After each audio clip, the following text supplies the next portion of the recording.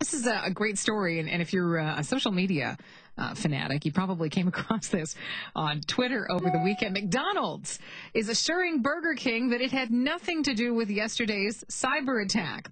Somebody hacked Burger King's Twitter account, posting obscene messages and changing its profile picture to McDonald's golden arches. Joining us on the telephone is Michael Legary.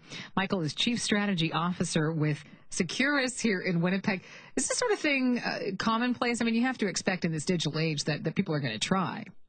Absolutely. It's something it's been going on for the last couple of years, but really now that, especially in the social media realm, corporations' accounts are so public and so used, they become very ripe and very easy targets for folks that want to poke fun at the company or make political statements or activist statements. So absolutely, it's something that's going to be growing a lot more in the years to come. And I can understand the fact that it's commonplace, but shed some light and put this into perspective. I'm not a techie by any stretch of the imagination, but just how easy is it for somebody to do something like this?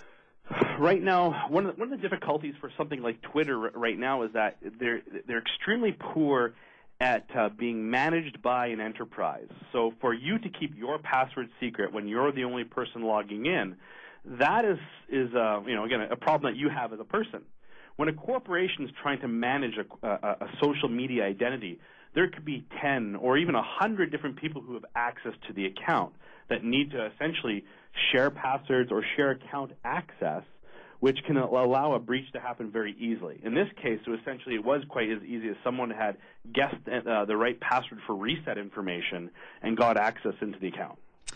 Which would be a very good lesson in making your password difficult enough so that somebody...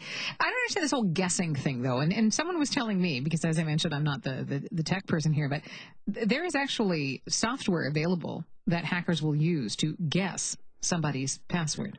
Yes, and actually one of the most robust applications and data sets out there is actually written by a Winnipegger. Oh, really? But yeah. We have so much to be proud of.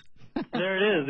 It's interesting where the guessing of the password is extremely easy nowadays. There's the raw horsepower a computer needs to guess a 10, 15, even a 70 or 80 character password can be measured in minutes nowadays, even less depending on how complex you make it with real English words.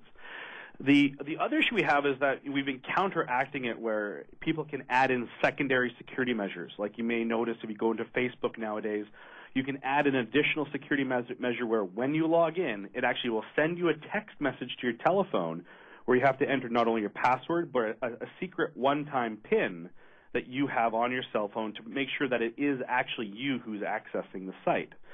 Of course, that additional measure takes additional time and additional complexity to log in, so some people don't or won't use it. And that's the issue we're having right now, is that technology has ways of solving the problem for us, but it means more effort, and not everyone's ready to put in this extra effort to keep their things safe. Well, Michael, do appreciate the time. Thanks so much for doing this. Absolutely. Michael Legary with us, Chief Strategy Officer with Seccuris here in Winnipeg. CJOB News Time is 4:30.